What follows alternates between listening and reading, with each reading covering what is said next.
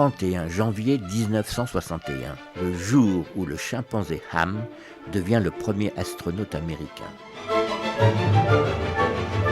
Par Frédéric Lévineau, journaliste au Point. Fin 1960, l'astronaute Alan Shepard est furieux.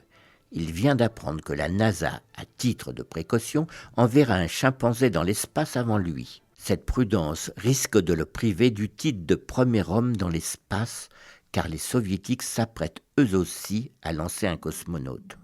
Et il a raison, car Gagarine le grillera sur le poteau quelques mois plus tard. Le 31 janvier 1961, c'est donc le chimpanzé Ham qui prend place dans la cabine Mercury. C'est un animal de 4 ans capturé dans la forêt camerounaise. Il a passé victorieusement toutes les étapes de sélection. Il possède même une doublure nommée Mini.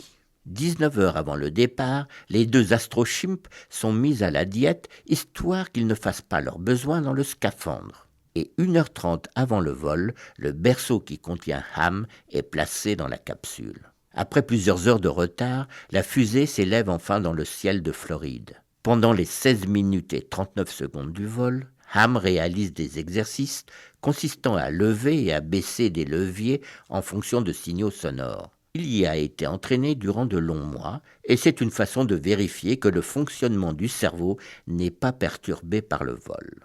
Après avoir atteint l'altitude de 252 km, la capsule Mercury retombe. Au total, Ham reste 6 minutes et 30 secondes en apesanteur.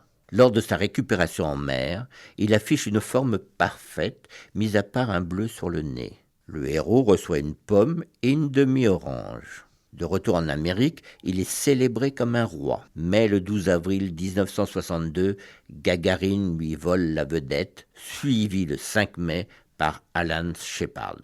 À noter que contrairement à son prédécesseur Ham, l'astronaute américain urine dans sa combinaison. Il faut dire qu'il avait dû attendre 8 heures dans sa capsule avant l'envol.